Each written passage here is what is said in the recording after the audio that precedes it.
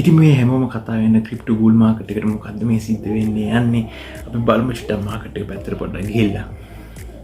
ඉතින් මං චුට්ටක් හිතුවා ඔයාලට මගේ පර්සනල් ට්‍රේඩ්ස් ටික චුට්ටක් පෙන්නන්න. මගේ ෂෝට් ට්‍රේඩ්ස් දැනට දෙකක් රන් වෙනවා. මේක ඇත්තටම හෙජ් ෂෝට් එකක්. ඔයාලට පේනවා එන්ට්‍රි ප්‍රයිස් එක 14.7 තියෙනවා මගේ ලින්ක් ෂෝට් එකේ. ඒ වගේම බිට්කොයින් එකේ 84959 වල තියෙනවා. දෙකම ප්‍රොෆිට්ස් තියෙන්නේ. ඉතින් හැමෝම වගේ ලොං ට්‍රේඩ්ස් වල ඉද්දී අපිට පුළුවන් වුණා හරිම තැනින් ෂෝට් ට්‍රේඩ්ස් දෙකක් හරියටම එන්ට්‍රි ප්‍රයිසස් දෙකක් කැප්චර් කරගන්න. මේ ෂෝට් ට්‍රේඩ්ස් දෙක ගන්න ඇත්තටම ටෙක්නිකල් කාරණා හේතු කීපයක් තිබ්බ. මම ඔයාලට පෙන්නන්නම් 1 hour chart එකට දාලා.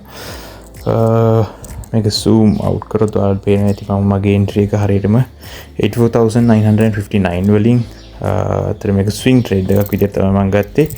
මේක ඉතින් මට ඇත්තටම low risky ට්‍රේඩ් එකක්.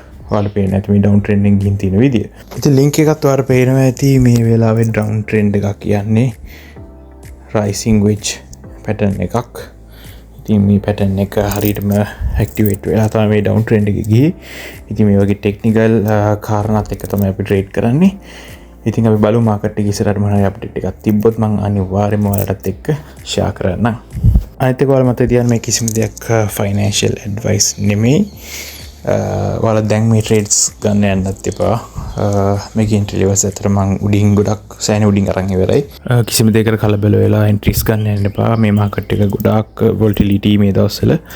ඉතින් පරිස්සමෙන් ට්‍රේඩ් කරන්න. good luck.